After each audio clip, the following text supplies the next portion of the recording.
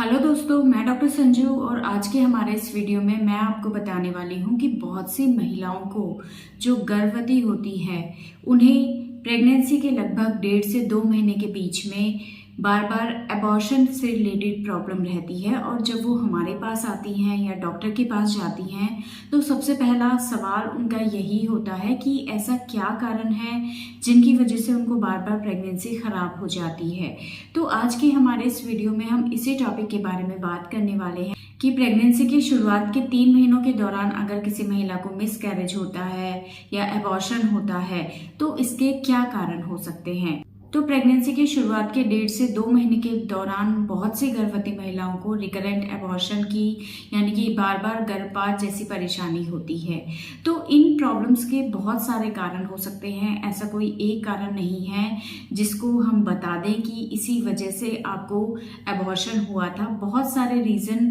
कहीं ना कहीं इस चीज़ के लिए रिस्पॉन्सिबल हो सकते हैं। इसमें सबसे पहला जो कारण आता है वो आता है अनहेल्दी प्रेगनेंसी। बहुत सी प्रेगनेंसीज में देखा गया है कि महिलाएं जब प्रेग्नेंट होती हैं तो प्रेगनेंसी के 1.5 से 2 महीने में अपने आप ही उनको ब्लीडिंग शुरू हो जाती है और उनका अबॉर्शन हो जाता है। तो इस तरह की प्रॉब्लम का एक सबसे बड़ा कारण जो होता है वो होता है अनहेल्दी प्रेगनेंसी। कई बार अगर एग की क्वालिटी ठीक नहीं है या स्पर्म की क्वालिटी ठीक नहीं है तो इससे जो एम्ब्रियो बनता है वो अनहेल्दी होता है, यानी कि वो स्वस्थ नहीं होता है, उसमें किसी न किसी तरह का कोई जेनेटिक डिसऑर्डर होता है। और कई बार दोनों चीज़ें ठीक होती हैं, यानी कि अंडा भी ठीक होता है, स्पर्म भी ठीक होता है, लेकिन जब ये आपस में जुड़ते हैं, जब अंडा फर्टिलाइज होता है तो उस दौरान कुछ ऐसी प्रॉब्लम्स आ जाती हैं उस एम्ब्रियो के अंदर जिसकी वजह से वो एम्ब्रियो खराब बनता है, उससे आगे अनहेल्दी प्रेगनेंसी होने के चांसेस रहते हैं। और इन चीज़ों को हमारी बॉडी खुद पहचान लेती है कि ये जो प्रेगनेंसी है या ये जो एम्ब्रियो है ये अनहेल्दी है। तो ऐसी प्रेगनेंसी को हमारा शरीर खुद से ग्रो नहीं होने देता है और ऐसी प्रेगनेंसी खुद से खराब हो जाती है। तो ये एक बहुत बड़ा कारण होता है। ज़्यादातर शुरुआती एबॉर्शन जो महिलाओं के होते हैं उनमें एक सबसे बड़ा कारण यही होता है अनहेल्दी प्रेगनेंसी। इसके अलावा बहुत से दूसरे कारण रिस्पॉन्सिबल होते हैं जो कि महिलाओं से रिलेटेड हो सकते हैं, जैसे कि अगर महिला को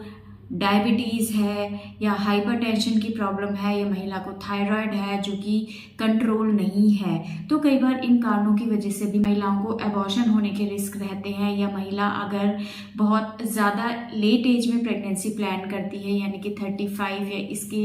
बाद अगर प्रेग्नेंट हुई है महिला, तो कई बार ऐसे में भी एबॉर्शन होने के रिस्क बहुत ज़्यादा रहते हैं, क्योंकि ऐसे में अंडे की और शुक्राणु की जो क्वालिटी है वो टाइम के साथ कम होती चली जाती है, जिसका एक इफेक्ट यही होता है कि महिलाओं को प्रेगनेंसी तो लग जाती है लेकिन फिर उसके बार बार खराब होने के चांसेस रहते हैं। या अगर कोई महिला स्मोकिंग, अल्कोहल या किसी तरह की ड्रग्स बहुत ज़्यादा यूज़ करती है तो कई बार इन चीज़ों के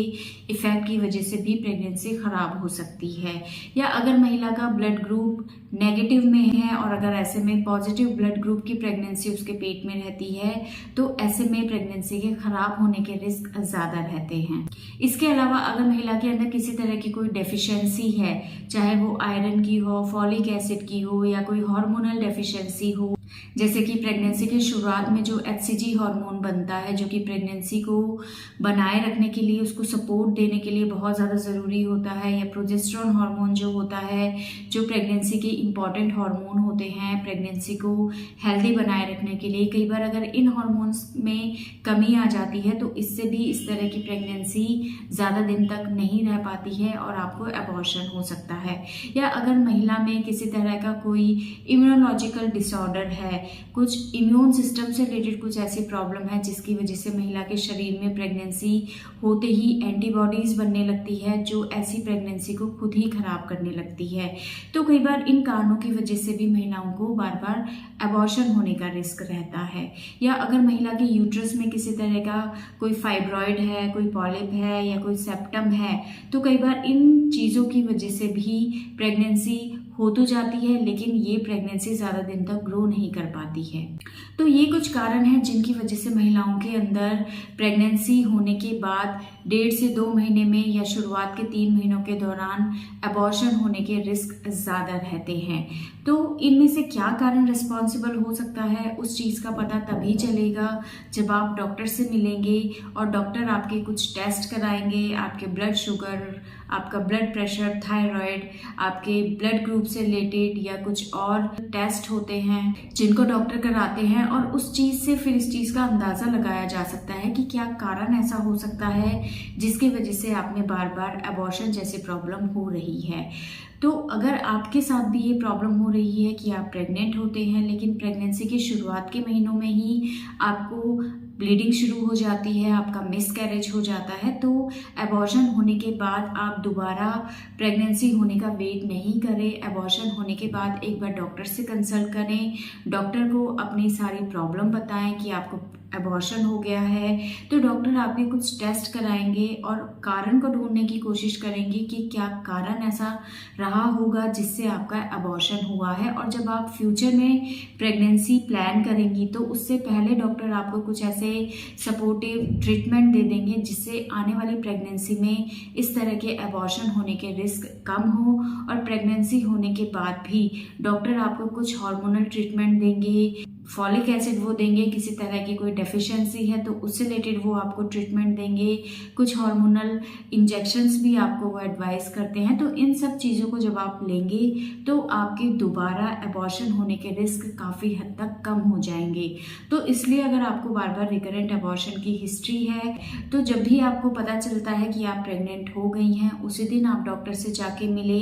कोई प्रॉब्लम होने का आप इंतज़ार ना करें ताकि प्रेगनेंसी में आपके किसी भी तरह की प्रॉब्लम होने के रिस्क कम रहें। तो दोस्तों ये था आज का हमारा वीडियो। अगर इस वीडियो से रिलेटेड आपके किसी तरह के कोई सवाल हैं जो आप हमसे पूछना चाहते हैं तो आप हमें कमेंट कर सकते हैं, और हमारे आने वाले वीडियोस को देखने के लिए हमारे इस चैनल को सब्सक्राइब ज़रूर करें।